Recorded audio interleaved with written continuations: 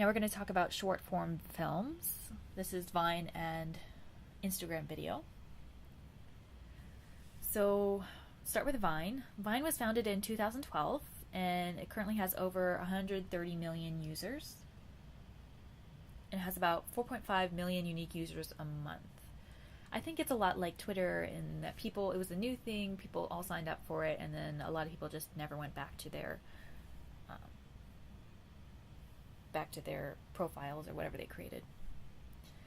And I would really equate Vine with YouTube. It's a contained culture of young creative comedians and artists, and they collaborate with each other to create funny and often viral content. This guy in the car that you see right now is Daystorm. He's actually a YouTuber, so it is a very similar kind of platform. So I could not actually find major demographics for Vine, and I think that's a big minus on their part, because why are they being so secretive about who's using their stuff? But based on the top channels and what I know from other social media, considering it similar to YouTube, I would say it's probably a 50-50 split with few more males than females using it. This is based on YouTube demographics and the fact that the popular channels on Vine are very similar, and that it's mainly males. And that's the same thing with YouTube as well. And it is a young base. A lot of people think high schoolers, but a lot of the most popular channels are actually college kids. So think about 18 to 24-year-old range are the people that are most popular on the channel. Some maybe a little older high schoolers as well. The types of videos that you're going to find on Vine are comedy skits. That's absolutely the number one most thing that people are watching on Vine. There are some artsy videos, and they're really nice, but they aren't getting nearly as many views as the comedy skits. There are also epic fails, which can go viral, and viral videos themselves, like that cat video that you saw went pretty viral. So the back-end tools on Vine. So on Vine, you have to actually record on your phone. You have to get the app and record on your phone. They recently created a desktop website where you can go and search through and find funny vines and things like that and create your own profile. It's kind of Tumblr-ish, where your vines go down on your profile in a vertical format. But for recording itself, you have to record on your phone through the app.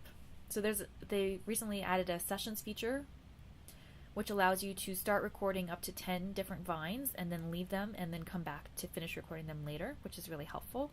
You don't have to record it all at once. You have grid and focus tools in the app, which allow you to put a grid on the screen so you can line things up. You can focus on certain parts of the screen specifically. There's a ghosting feature on the app, which is really great if you're doing stop motion animation. It will show the last frame of what you filmed and a transparency over what you're currently seeing on your screen. So you're able to line things up properly as you stop motion animation or things like that. You are able to pretty easily remove mistakes when you're recording. So what Vine does is when you record, it turns it into frames, which look like pictures on your screen. And if you don't like certain frames of what you're recording, you can just move them up to the trash very easily. You can reposition all the different frames, move them around really easily with your finger. So it's a really intuitive platform to record on. Two other things that you can do are, because they have the new desktop version of their site, you can revine a lot like Tumblr. If you like someone else's Vine, you can revine it onto your own profile and share it with your viewers. And also protected posts. So when you finish a Vine, you can show it, post it, but only post it so that certain people can see it, and then they can improve it and that kind of thing, and then you can post it for the public to see as well. Some pros of Vine. Protected posts. I know that's very important to get approvals and not get in trouble later with your bosses. There are more editing features on Vine than there are on Instagram video. I think a big pro of Vine is the looping feature. It's 6 seconds long. I don't think I told you that earlier, but yes, Vines are 6 seconds long. And that's it. That's all you get to do these little videos. So what it does when you watch it on the internet is it loops and loops and loops. So you continue watching the 6 seconds over and over and over again. which is very mesmerizing, and you could do it for quite a few minutes, actually. And then Sessions feature is a really big pro, allowing you to go back and finish your vines later. Cons: you can't import video to use in Vine. You have to record it through the app on your phone. This is another account that you're going to have to manage. I know a lot of museums don't have Vine accounts, or if they do, they're not using them. And this is a totally another culture than any of the other platforms. You're going to have to understand the culture. You're going to have to build an audience on this different platform, and it's just another account.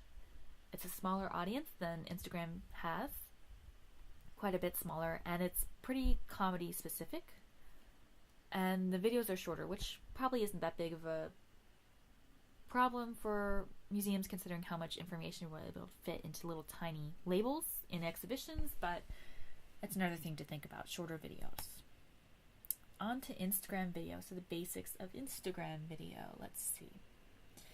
Instagram video was founded in 2013, not that long after Vine, and it capitalizes on the 200 million users who visit Instagram every month. It's a young social audience. I've even heard college-aged interns at the Smithsonian talk about the fact that they use Instagram more like Facebook. They comment, hold conversations on images and videos the way they would, or I guess my age range would, on Facebook.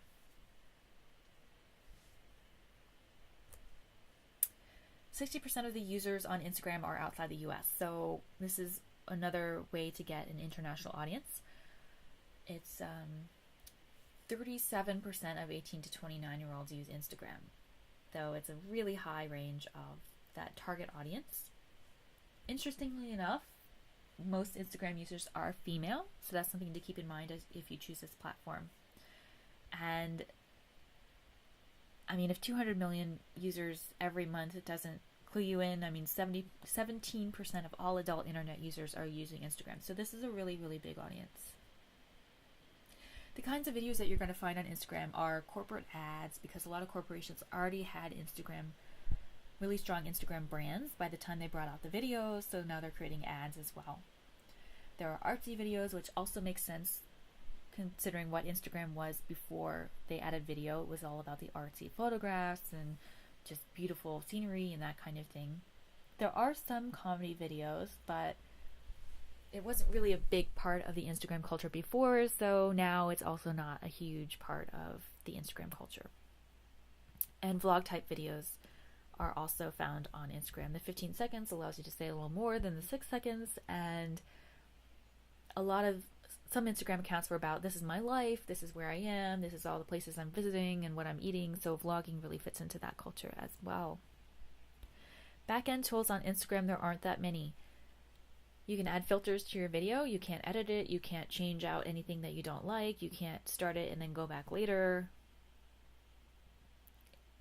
It's just not as robust a platform to film on than as Vine is.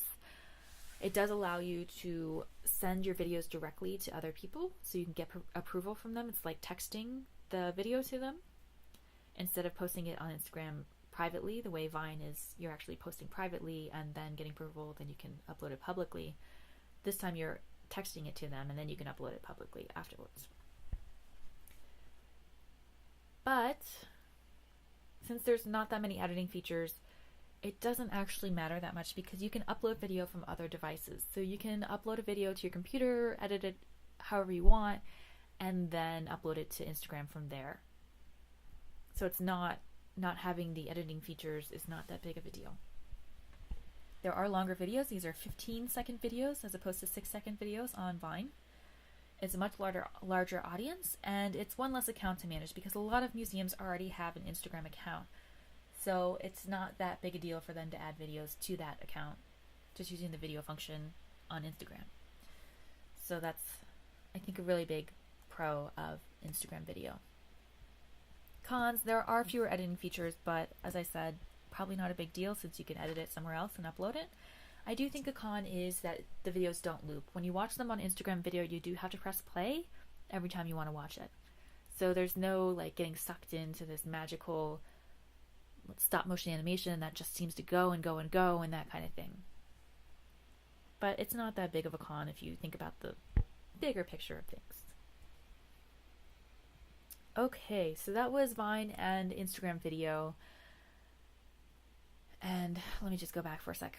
So I think you get where I'm going with this. I actually would suggest that museums just go with Instagram video. It's not as robust a platform to edit on or things like that.